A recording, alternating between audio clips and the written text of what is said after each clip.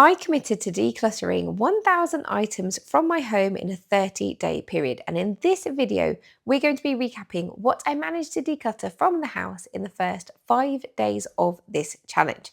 Now, I know that I'm not going to be able to declutter every single day of the 30 days. And in fact, I've actually, as of recording this voiceover, decluttered on way fewer days than I hoped to. And I am, if I'm honest with you, falling a little bit behind on the challenge, but I started off strong.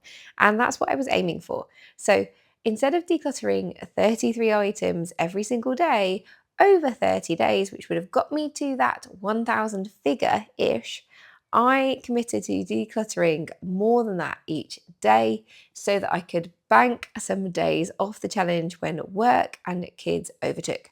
So I work 4 long days a week as a lawyer, and I have 3 young kids aged 7, 5, and 2. So life is pretty busy, it's pretty chaotic. I also have parents who have health issues, so I go and help them as much as I can.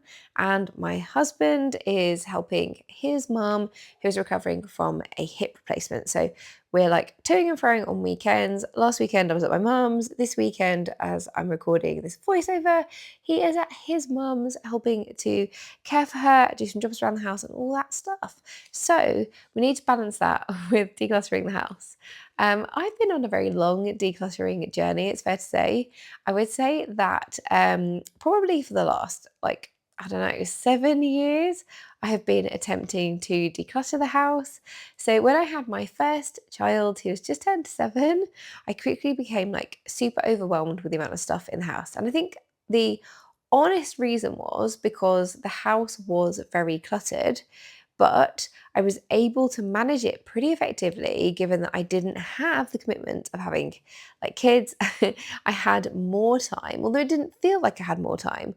All of my time was essentially my own. Okay, so outside of working hours, I could do as I pleased and I could keep on top of the house.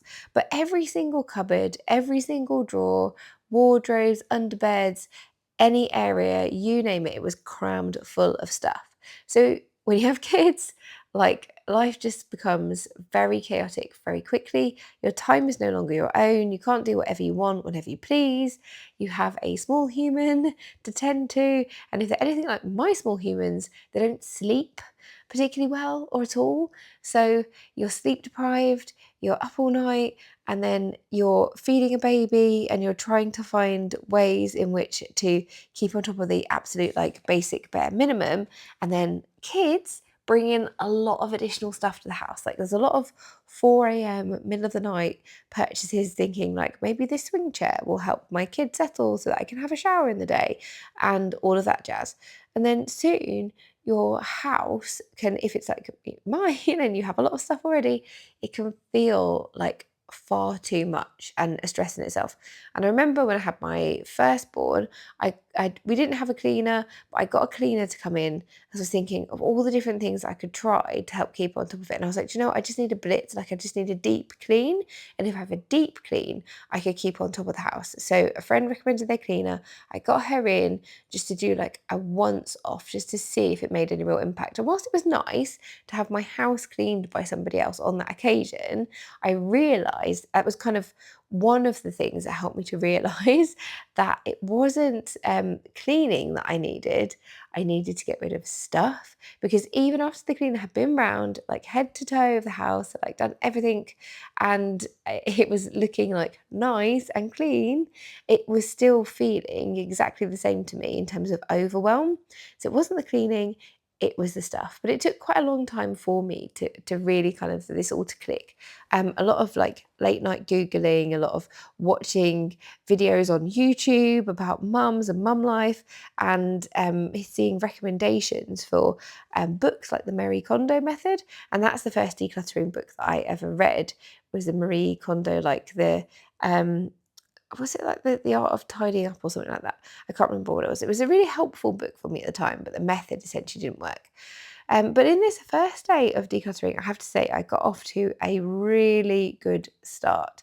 In my smaller declutters that I have been doing over the previous months, I have been like getting rid of, you know, a handful of items in a particular time slot, but making a figure the focus of my declutters during this challenge has been a real eye-opener for me. And actually, I hadn't expected this challenge to be quite as successful as it has been for me personally, in terms of how much stuff I've managed to shift from the house.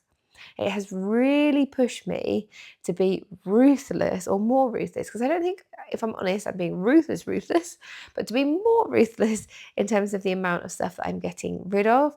And I think there's quite a lot of stuff we just don't see around the house. It kind of accumulates. That exercise hoop that you saw in the last clip is a good example of that. I've actually technically decluttered that from the house previously. I made a decision to part with it. I listed it for free locally. Nobody wanted it. It felt like too good to throw away. So then it just hung around my house until I could get the courage to actually like list it again. This time round, I listed it. It actually did go. But there were some other items I listed at the same time that didn't go, including some children's sleeping bags that were in perfectly good condition. This sort of thing doesn't sit well with me. Like when you know that there is something that's perfectly good, somebody could have a really like good turn of it, you know, and it could do a child absolutely fine. And then like to actually bin it because nobody wants it feels terrible. But there are textile recycling bins at my local tip. I will take them there, and I kind of just tell myself, well, look, if they're not going to be utilised by somebody actually using them with a kid in them, then they'll be churned up into fibres to use as insulation. So they're not going to waste, they're just not being used in the way that I envisage. And I've got to get my head around that. I have to say that the weighted hula hoop is different, because I think, well, what happens if I stick that in the tip because nobody technically wants it? Then it really is just literally just going to landfill. So I'm really pleased because it's a perfectly good weighted hoop. It just gave me tremendously bad bruises on my hips. Like, I don't know, when I see videos of people using weighted hula hoops, I don't know how they're actually managing those things, and like, how are they doing these things? And then not killing their hips. So it didn't work for me. But happily, that has, you know, been able to be used. If you wonder what I'm doing here, I'm trying to count. So trying to remember how much stuff I've gotten rid of. So in one of my declutters, I got comments that I should actually count every single individual item, because I was lumping items together into a category. So I was getting rid of like crayons and pencils. Then it would be like the pencils were one category, the crayons were another category. And I guess there is a difference. If you're getting rid of 5 crayons, or if you're getting rid of 50 crayons, like there's quite a difference there. So I'm trying to be a bit more mindful counting things. But I have to say, when it comes to like rubbish, like actual trash, I do generally tend to lump that into like one thing, because I always think to myself, I should have gotten rid of this. Like usually it's actual trash I should have put in the bin immediately, but for whatever reason I haven't. Like it, it feels a bit silly to count each single bit of trash as one item. So I don't tend to do that. So moving on to the bathrooms, again, in the bathrooms, I feel like there were things I was able to be a bit more ruthless with. So we have these beautiful bath toys. They're really nice bath toys. But I can tell you that after I got the helicopter, no one really wanted to play with it. It just wasn't of interest to my kids. They play with a boat that was underneath it, but they don't play with a helicopter.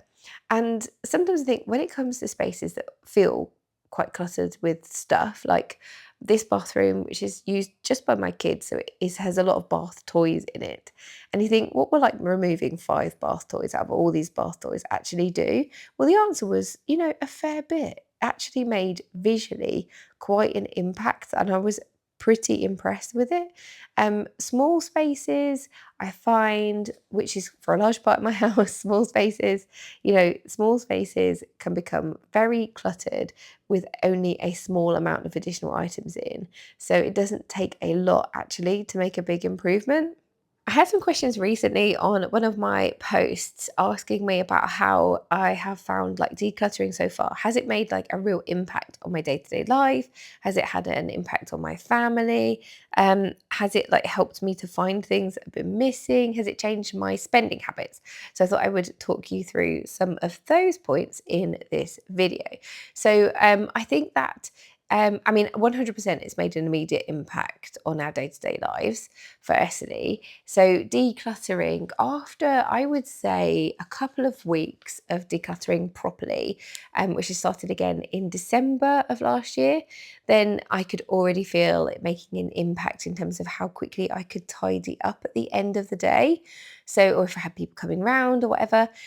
Previously, so back when I had my first child and I started to feel overwhelmed with the amount of stuff in my house, like a lot of people in the UK, we joined I think it's the National Children's Charity at Trust or something, NCT anyway. So we joined the local NCT classes when I was pregnant, and they're great if you're having your first baby, particularly in helping you form a friendship group of people who are due to have their babies at a similar time to you. And the people in these groups have been like a real lifeline in a very difficult time. And I'm still friends with a lot of them now. Like, we've remained pretty close. The group is generally like, you drift apart from people as your life, changes, your circumstances change. But for the first year, especially the first couple of years of having our first child, the mums, particularly for me, were just absolutely massive supporters, massive help in my life. Like, I love them to bits, for especially for all of that help and support, and hopefully help and support I was able to show in return as well. But we would take it in turns to meet up, go for coffees in the early days. And we quickly discovered that it was really, really stressful to have like 6 women going out for coffees with babies that needed feeding and changing, and the noise and the chaos and the buggies and the stuff. Like, you just, 6 women and tiny babies come into a cafe, like, you very quickly take over a cafe and it could be stressful for everyone. So we very quickly worked out that it was much less stressful to take it in turns to go round to each other's houses. So it finally comes around to being my turn to host for the first time. And I had to enlist the help of my in-laws. My mother and father-in-law came around, and basically in between feeding my son, they were holding him for like naps because he was like a contact napper. So they were holding him and rocking him and, like doing everything that needed doing bar feeding him because I was breastfeeding, while I ran around the house like a headless chicken, cleaning, tidying, stuffing things into drawers outside. And it took me like all day to get the house sorted, to have some friends around to visit. In part, I also think I made some scones and I wanted to make some scones. I really like baking. So I probably could have saved myself a bit of time if I didn't make homemade scones. However, like now, and I look back and think, oh my goodness, like imagine saying to a mum friend, come round for a play date, and then having to like give myself a full day's notice to tidy up the house and enlist the help of family members with the kids because it had to be just me focused on this task. Now, if we're hosting now and we were having people around for dinner, yeah, I would need a couple of hours to clean the house. Like, if I wanted to do it really like well, if I wanted to do it to make it look, show homey in my opinion, then I would need, my husband might take the kids to the park for a bit so I could run around for a bit, but I would absolutely not need that amount of time. But now, like this week, I had a friend round for a play date with their kid, or a couple of kids, very last minute. Originally, we were going to go to the local library, we're going to go do their craft hour. We had a flat tire, so my husband had to take the car to get that repaired. We were one car family. So I was like, do you know what? I'm not sure he'll be back in time for me to get up to the library. Come round. Like, just come round instead. I had to do no preparation, bar, I said no preparation. So I had half an hour from when I got to home from doing the school run with my older two, to when the friend was coming round. I gave the toilet a quick once over downstairs because, I've got 2 boys, so that's always necessary on like pretty much a daily basis. I cleaned up the breakfast things, and I tidied some paperwork, a few things that were on my kitchen island. And that was it. That was it. It took me half an hour to get prepped for the play date. And after the play date, it took me no time at all to pack away the toys that had been taken out, fill the dishwasher with the plates, etc. And I was done. And that it hit me then, actually, thinking about it at the time. I thought, gosh, it used to take me so long. And I wouldn't actually have dreamt of asking a friend to come around that same day. Just even a year ago, that would have been quite a stretch because we were again in a position where, it was quite chaotic in the house. So it feels great. It takes us much less time. It still gets very messy because we've got 3 young children. They get a lot of stuff out. And I can tell you now, as I'm recording this voiceover, if I look around my house, there's quite a lot of stuff. But I know that I am going to be able to tidy this up after I've done this voiceover and this video is saving to my phone. That is the time that I'm going to tidy up. And tomorrow, my husband's cousin is coming over.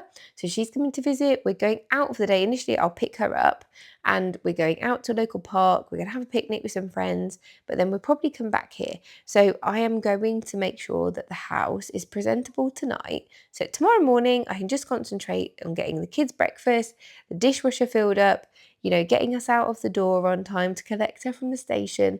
I will not have time to do any real cleaning and preparation for the visit.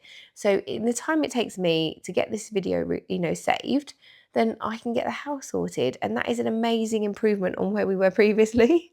That said, though, we are 100% nowhere near the stage that I want to be at with decluttering. We still have far too much stuff in our house. And if I'm honest, when I started decluttering previously, I didn't think that years later I would still be decluttering. In hindsight, each child that we've brought into the family has led to an increase of stuff and a significant decrease of time to tackle it. So that has been, obviously prolonged the journey. But also, I think it's just taken me time to build up to being able to do more serious declutters. I clearly have more of a trouble parting with things, more of a connection with my things than I had appreciated. And I think this is a common issue for a lot of us, right? And in fact, I would say that more often or not, we struggle with parting with things or having too many things than the people on the planet who, live quite minimally and are happy with fewer possessions. I just think it's something in our kind of basic human instincts to, create homes around us that are filled with things that we might need, as well as the things that we really need, things that we like, things that are of comfort to us, things that pass our way that we just can't live without. We accumulate things over time, but I think I am worse than many. I remember previously living with a friend. So I had a flat that was rented out while I was living with a partner. That relationship didn't work out. The tenant then refused to get out of the property and I had to start eviction proceedings. And it was all a bit of a dramatic time. I moved in with a dear friend who let out her spare room to me. And it was just the sort of right thing that I needed at the time. Recovering from a nasty breakup, going through a stressful time trying to fix somebody, which also had quite a significant financial strain. So at the same time, I was trying to purchase my own property for me to live in. And anyway, in doing so, I was storing stuff. I was storing stuff in her loft, storing stuff in my room. I was also buying things for a new property. And when it came time for me to move out of my friend's house, 18 months after I'd moved in, which was a lot longer than either of us had anticipated, her family came to help, bought a bunch of their cars, fill it up with my stuff. And I think we all envisaged it would be 1 or 2 trips to get me moved out. And the embarrassment of the amount of stuff that I had accumulated in that 18-month period was real. I can still feel it now. I hadn't quite realised how much stuff that I had bought, that I had packed away in her loft, in my room, all of these little nooks and crannies of the house that had my stuff in. And by the time, I'd moved from being effectively in 1 bedroom to then moving into a 2-bed house, I should have had so much space, but I quickly filled every room of the house. This is the house I'm currently in, with my things. And that should never have happened. So then once my husband moved in with all of his things and we added 3 children to the mix, you can see why we ended up as we have. So another part of the questions I was asked was about, has decluttering changed my spending habits? And I have to say, yes, it has, absolutely. I think also regular decluttering like actually forces you to acknowledge what you have. And so often like I forget what I have. So when I'm going through spaces on a more regular basis, it can help just to remind me of like the items of clothing that I have, and the things that I have in cupboards for, going on picnics, just throwing that out there as a random example, just to remember that, you do have a thermos flask and you do have tablecloths and you do have whatever, a picnic rug or whatever. So you don't need to buy a new one. And otherwise, I think this can lead us to purchasing items because just we forget we have them. We forget we have something similar that we could make do with. And I think that actually just going through cupboards on a regular basis is something that we should all do to remind ourselves of what we have. I think that most of my money after food, which I like to spend money eating out, eat nice things, buying nice food at the supermarket, to cook with and bake with. So after food as an expense, then I do like to buy clothes.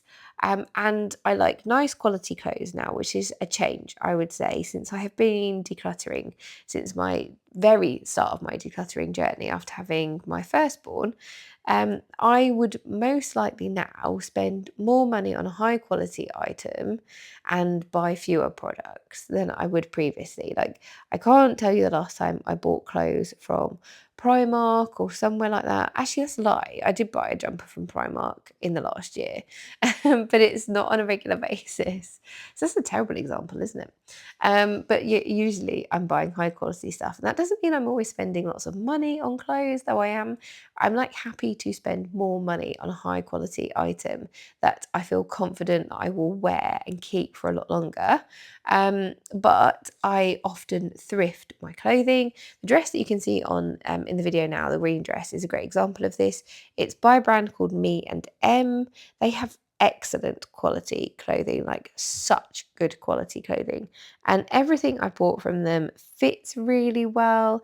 Dresses all have pockets, they wash really well. And I got this one, I think, from eBay. So their dresses retail sort of anything up to £500 for a finer dress. I would say this dress probably cost more, like around the £100 to £150 mark originally, and I think I thrifted it for £30. Now, a lot of people I know would not buy a secondhand dress for £30, but I have bought secondhand Me and M dress for, I think the most expensive one that I bought was £120, and that was one that would have retailed, much more expensive, probably around the £350 to £400 mark originally. So, and I've worn it to death. I've worn it so much and it looks brand new still. So I've got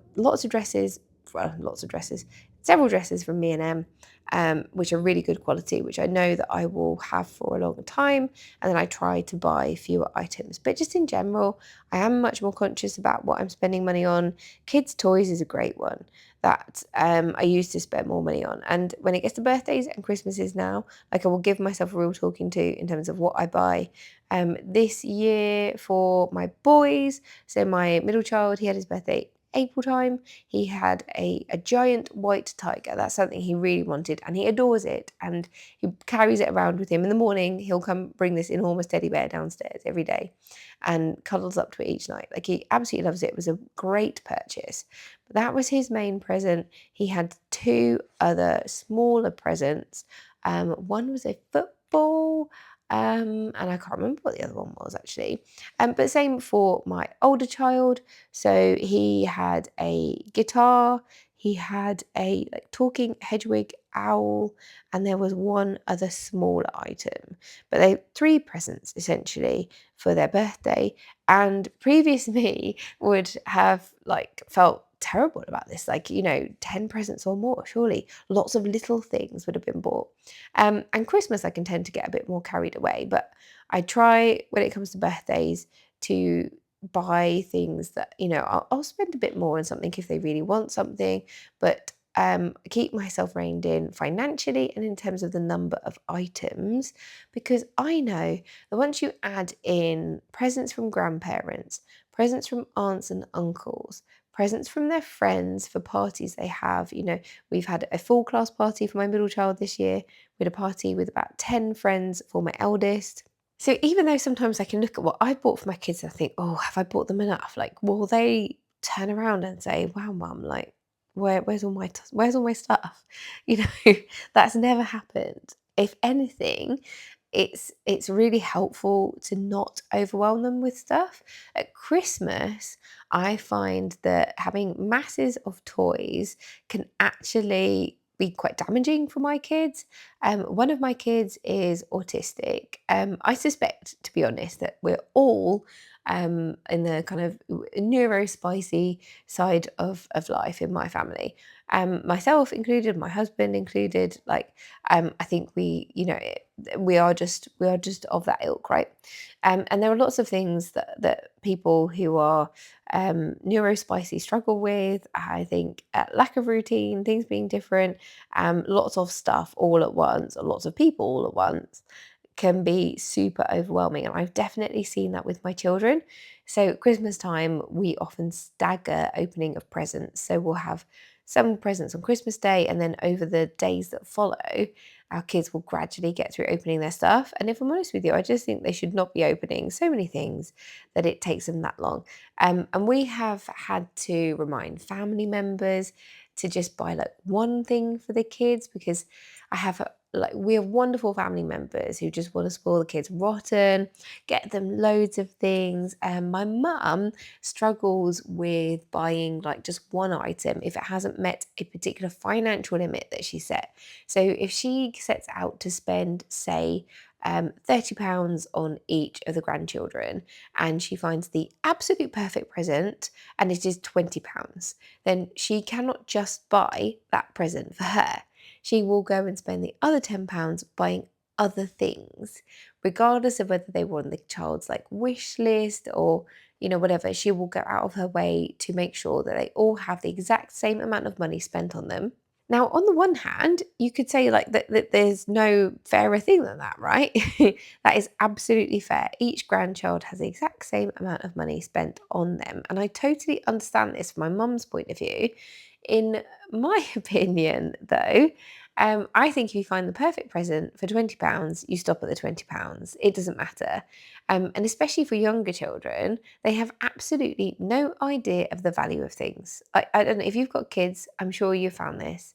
My child does not know if the guitar I bought for him cost £35 or £335. It didn't cost that much, by the way, but just as an example, he has absolutely no idea. He doesn't ask me how much things cost, because at that age, they don't care. Sometimes I feel like there's a lot of competitiveness with teenagers.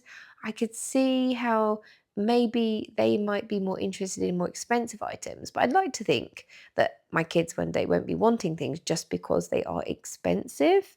Um, and I think, we've got to really kind of question what life lessons we're imparting if that is the case.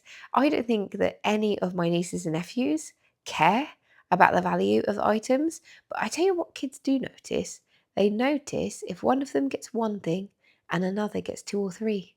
They notice that. That to them feels way more unfair than getting a certain amount of money spent on them, because they don't understand what things are valued at, what things cost, but they do understand the number of items that they see. And I think it's a delicate conversation to have. And actually, I think when we get closer to Christmas, I might just try to put it to my mum that way. Or maybe she'll watch this video and I won't have to. So, mum, if you're watching this video, if you're listening to this, then please, if you find the perfect present and it doesn't meet your financial limit, please feel free to stop there. And that's what I do personally when I buy stuff for my nieces and nephews. I set myself a rough kind of financial limit that I try not to go over. But if I find the perfect thing and it's a little bit over my budget, not silly, not crazy money, but it's a bit over my budget, who cares? I'm going to buy it, because maybe one of my other nieces or nephews I'm not going to spend as much on, because I'll find the perfect thing slightly under budget that I set for myself, right? So that is how I work it. I would be super interested to know how you work it in terms of like monitoring the flow of stuff coming in to your home, and in terms of like what boundaries that you set for the items that you purchase for your kids or for family members, for example. I am super interested in this. Now, I know we are quite a long way away from Christmas, but my family start to plan for Christmas now. My mother and my sister will start buying Christmas presents. I think they've already started. I think my sister has already got a couple. Now, I would say that that's a bit crazy, but I do actually have a couple of Christmas presents for my kids set aside. And that is because I purchased items for my middle child for his birthday. And then when I had everything out, I thought, it's too much. It's too much stuff. Pare it down to three, hold some things back for Christmas. And that's what I've done. So I've got some things ready to go for Christmas because I got overexcited, carried away. Look at how much stuff I got rid of in my utility room, guys. This was the best declutter of all of them so far. And this is the one I didn't count every single individual item. So I lumped like paint pens together, crayons together, pencils together as to one like category. And if I had counted every single one, then I do wonder if I might have like hit the halfway mark of my 1,000 items already.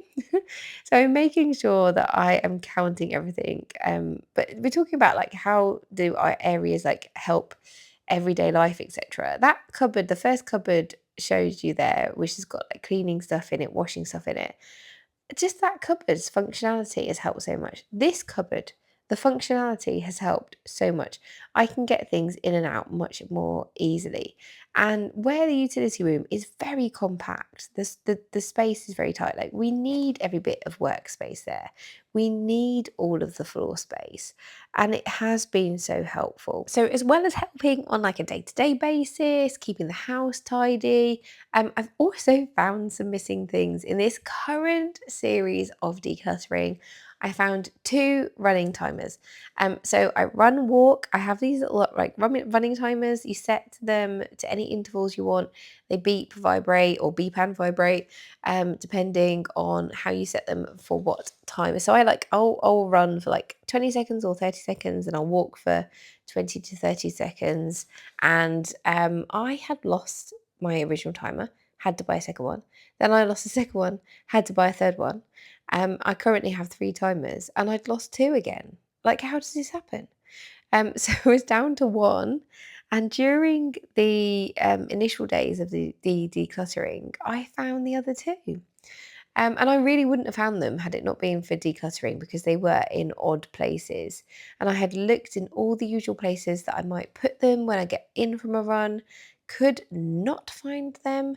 And I found both of them in ish the same area, but on different days. So that was so helpful to find things that you were missing, to find things you didn't know were missing that you'd forgotten.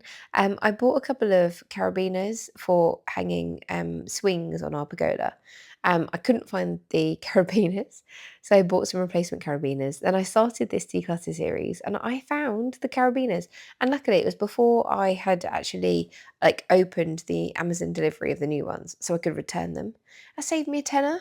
But it's just nice, isn't it, to actually find the items that you're missing and not have to repurchase them. I mean, I'm going to stick with my three running timers for now because clearly I can't be trusted with them and I continually lose them.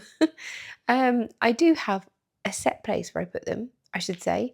But I lost the two I lost were, I think, because both of them must have been lost while on charge and they'd slipped behind and then in a particular unit. So one had slipped like in the middle of the unit, the other one had slipped in a storage cube that was in the unit. So a lesson there when it comes to charging them, I think I might just charge them somewhere different. But otherwise, like I need them clearly. I cannot be trusted to have just one running timer. When it came to clothes, I would say that I got rid of like more of my clothes than I had expected to because I have been having declutters and I'm actually utilizing a 33 item wardrobe at the moment. And I haven't gone through that and counted up my items in my current wardrobe for a while now, but I will do that soon. But this method is a book called the Project 333 by Courtney Carver. Highly recommend if you're on a decluttering journey. This was definitely a helpful read for me, helpful kind of mentality when it comes to clothes, because I do like my clothes, have quite a lot of clothes, but I sometimes struggle to decide on things to wear, find things to wear, find things that are flattering. And like a lot of women, my body, my weight fluctuates, my body changes. So I have a range of sizes of clothing as well. So the idea is you have 33 items in your wardrobe for a 3-month period, and then you swap them out.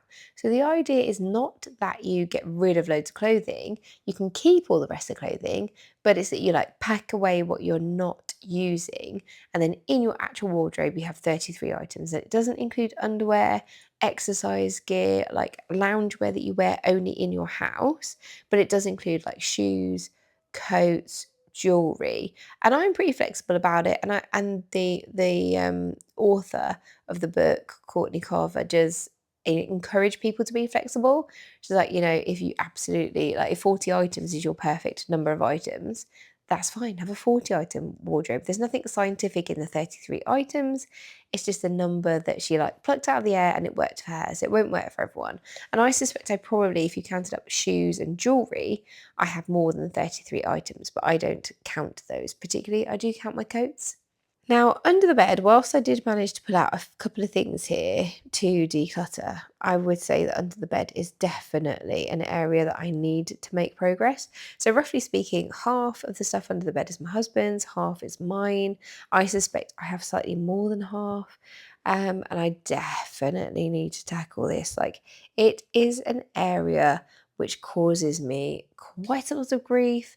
And really, like, if I look at this dungarees, I haven't worn them in ages, but then they are quite cute. Do I get rid of them? Do I not? I think for me, the biggest struggle when it comes to making a decision about whether or not to part with an item is that worry that I'll regret it. And I have had a couple of items where I felt some regret about getting rid of them. But overall, I must say that there's been nothing I've seriously regretted. Definitely not shed any tears over anything that I've got rid of, like in hindsight. And there's not really been anything that I can't practically replace. So if you're going through stuff and you're struggling, like I certainly do struggle with the items, then just remind yourself of my words and the fact that, really there's very little that I have regretted, and certainly nothing really that I couldn't replace. Or then didn't, decide to replace that. There's a couple of clothing items I think, it would have been nice to keep, would have been helpful to keep them. Maybe I'd like to wear them again. But I enjoyed them at the time, and usually I declutter clothes because I've got utterly sick of them. Like I've worn them and I've worn them and I've worn them, and I get to the point where I think I never want to wear you again. Like I'm done. And sometimes with items like that, actually, I need to remind myself that when that feeling wears off, the reason why I wore them on repeat kind of might still be there. So that does make me nervous about getting rid of some items as well. So I can think that that can be a bit damaging, that attitude. But I'm definitely getting stronger when it comes to my decluttering muscles. I'm clearing more and more stuff. I'm learning to live with less and less. And it's going really, really well. But I do need to go up a notch in terms of this particular challenge, how much I'm getting rid of, and just to sort of let you know how many items I have got rid of so far in that first 5 days anyway. So on the first day, I got rid of 40 items. On the second day, I got rid of 47 items. On the third day, 48. On the fourth day, 37. And on the fifth day, 47. And that's not including a lot of items that I classed as one in categories. So in the 5 days, the first 5 days of this challenge, I managed to clear a whopping 219 items from my home. And that is amazing. And I think if I hadn't set myself this challenge and I hadn't set myself an actual figure that I needed to get rid of, I don't think I would have got rid of anywhere near this amount of stuff. So I'm really excited to continue with this challenge, but also quite nervous because I still have quite a long way to go and a lot more items to clear. like, will I actually manage it? I do find myself now during this challenge clearing more from my home on a daily basis as well. Like I threw something out earlier, and for a minute I thought maybe I should just put this back and then declutter it as part of one of the challenge videos, and I can count it towards my items. But I couldn't bring myself to do that. It just seemed really petty to hold back on getting rid of something which clearly needed to go because of this challenge effectively. So I didn't do that. And I'm definitely finding that when I'm decluttering, like, and I'm, doing a challenge or I'm just focused on decluttering the house, it does make me question things a lot more like on a daily basis. So if I see something and I think that's looking a bit small for like a kiddo, then I put it in a pile to hand down or recycle. But I'm much more likely to action things as I go. So as well as getting questions about decluttering, I also got questions about summer activity ideas for children. I actually got loads of questions about this. So if it is something you're interested in, though it is a bit off-piste for my current content on my channel, I am happy to make a separate video about it. I used to make content about more like parenting things, and I actually think I have a video somewhere about like summer activities that cost nothing to do with kids. So I will see if I can find that and link it at the end of this video. But some of our favourites really cost little or no money at all. I'm definitely used to feel like I had to do absolutely everything with my kids, especially with my first child. I was, running myself ragged basically in the summer holidays. But now I have pared it right back. My kids will tell you that their favourite things to do in the summer is just to play with their friends. They like to play with the neighbours' kids near our house. They like to have play dates. They like to have park dates with our friends. And so we try and work in as many of those as we possibly can. Other absolute favourites, if not the favourite, would be beach days. These are relatively inexpensive days because I always pack a picnic. So really we are just paying for petrol and additional ice creams and drinks that we might get while we're at the beach. But that's a favourite of mine as well. Paddling pools. We had a recent like family meeting over an issue. We've been finding like mornings and evenings getting a bit more chaotic and hyper in our households. We had a family meeting to chat it through. And when we kind of opened it up to kind of any other business at the end of the meeting, my eldest requested that we do more paddling pool nights after school. That is something that he really loves. And we usually put our paddling pools, that we're doing that sort of thing, out.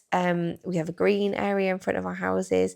So we put them out on the green, and then like all of the neighbours' kids can come and play as well. And it is such good fun. Local splash park is another one that we love. This is relatively inexpensive. So there is an expense, but it's pretty cheap because I think it's like subsidised local authority funding. So we have a splash park near us, and it's basically like lots of water tubes and pipes spurting water out. And kids just run around in the fountains and love it. So this is something that I really love, and actually we're doing it tomorrow. So we're meeting some friends, we're going to the splash park, and then we'll have a picnic after. So I try very much when summer days, because there's a lot more going out, a lot more food purchases being made in general. I try to do as many picnics as I possibly can to keep the costs down, but also they're a lot easier than having to find somewhere to eat, queue up for food, eating in a restaurant when your kids are a bit feral like mine. So yeah, they were picnics all the way. The one kind of more spendy day out that we have over the summer holidays is a theatre day. So in the UK, we have like Kids Theatre Week, except it's really just like the whole summer holidays, where you can get cheaper theatre tickets to take your kids to. I have done this. This will be the fourth year in a row we go this summer. We've done this. So we've done it like heavily pregnant, done it with really little babies, and it's always worked out really well. Kids love it. I enjoy it. It's an exhausting day, but it's a lovely day. So this year we're going to see The Elves and the Shoemaker at the Greenwich Theatre. And then we will get on the like Uber boat and have a little sail up and down the river, do some other fun things. But I would say like the day out in London that we do each summer is the most expensive of our summer holiday activities. But summer for us can also be a really good time to use up some activities in the house. So we sort of accumulate games, crafting activities, painting activities like during the year, Christmas time, kids' birthdays, Lego sets, all that sort of stuff. And in the summer holidays, I try to spend like a downtime actually doing those activities, whether that's making up a new Lego set or it's, a crafting kit or something. So we will be getting our stomp rockets out soon for that reason, because we seem to have amassed quite a few of them. It was when I was doing the utility clear out, I found 3 stomp rockets. Like, oh my goodness, we don't need that many. So we're down to 2. And I want to take those out to the local field, see how far we can stomp our rocket. This is always like such a good one. But also in the summer, we'll do things like blackberry picking. And my kids actually mentioned that today. They were talking about they were talking about collecting food for free. I was like, oh gosh, what are they talking about? Like collecting food for free? What have we been doing in the past? And then as the conversation moved forward, I realised that they meant blackberry picking, which I guess is true. It's collecting food for free, isn't it? But it's like foraging. Something that I did in my childhood that I really love. Going to local farms and doing like strawberry picking, that's another thing that we really enjoy doing in the summer. And I'm hoping that we'll get to do that very soon. That's something I might do solo with my youngest on my non-working day with her. But otherwise we'll have to find some days where we can go. Take my husband to for full reinforcements. I would say that a strawberry patch is somewhere that I do like to have both parents when it comes to having 3 kids. Because in my experience, get overexcited, run in different directions, and you can very quickly lose them. It's something that happened, I think, to me or my sister when we were younger, actually. Like, I think it was my sister. She got lost in the strawberry patch and was just like running up and down the aisles, shrieking, and nobody could get to her in time, bless her. So, not something that we want to repeat ourselves. And then another question I was asked was actually about my hair. So you might be able to see from this video that I am actually growing my hair dye out. I'm 6 months into this process, which blows my mind. Like hair grows so slowly. And yet I feel like it's not. I feel like it's growing super, super quickly. But it clearly doesn't. But they do say a year to the ear. And then after 2 years, your hair should be long enough to be like a bob to be cut off properly. Now, I've been working up to growing my hair out, my hair dye out for quite some time now. Like when I start thinking about something like that, I can take quite a while to do some research. I watched a lot of like short form videos about people who had grown their hair out. But essentially, I just didn't like my hair dyed. Like I didn't like the color, I didn't like the texture. And I tried a different bunch of different dyes, and it became apparent to me that if I wanted to continue to have my hair dyed, I would have to start paying for it to be done professionally. And it's not so much the money as the time. And like, I really don't want to sit in a hairdresser's chair for hours on end having my hair done. I do not find that enjoyable. And it just started me thinking, like, would I actually prefer my natural hair? Because I think, for so many of us, we've grown up believing that having grey hair is like bad. We must cover it up, pretend that we're much younger than we are, etc., etc. And then, like, lately, I've been seeing a lot more people, like, in my life, in my real day to day, walking around the school grounds, dropping their kids off at school the same time as I am, or in the shops or whatever. I see a lot more people with natural hair. And I can honestly say that every single one of them I've looked at, I thought, that looks really cool. Like, it looks really nice, looks really cool. Um, and so I started thinking, what, maybe I will like my own hair without hair dye on. And I have dyed my hair for over 20 years, like more than half my life. So it is going to be really interesting. I think it definitely gets worse before it gets better, right? So I feel like when it does get down to like my ear, like it's going to look really, really awful. But I'm going to embrace it because so far so good. From what I can see, I am really happy with it.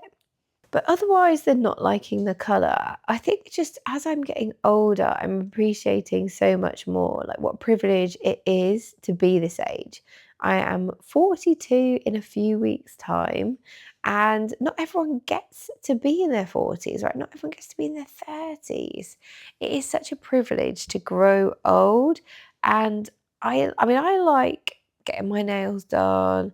I like to put a bit of makeup on. So it's not like I'm in that kind of mindset of, must be very natural, have no enhancements. Um, but equally, I think when it comes to like hair, it just feels like something which, like, why are we hiding our natural hair color? Like, if you don't like your natural hair color, or you struggling so much with the sight of grey hair, like, absolutely go for it. I'm not here to convince anyone to grow out their hair dye, right? That's not my job. But I think if there's a part of you which feels like you would feel like a bit freer for not dyeing your hair, or might actually just really like how it looks, then I would encourage you to go for it. So far, so good. I am definitely going to continue. I'd love to get to the point where my hair is in a bob and I don't have any of the hair dye left. So, but time is flying, right? We're halfway through the year. Blink and you missed it. I can't believe that we're this far along. Another 6 months will fly by, and then another 6 months. And I reckon when I'm about that 18th month past hair dye, I will be able to get it all cut out. I think I'll get my hair cut before then, though. But I suspect that that might actually make it look worse than it is for the time being, because at the moment the majority of my hair is still dyed, right? But when we get to the point where the majority of my hair is natural, but I've still got quite a lot of hair dye, I think it could look a bit messy then.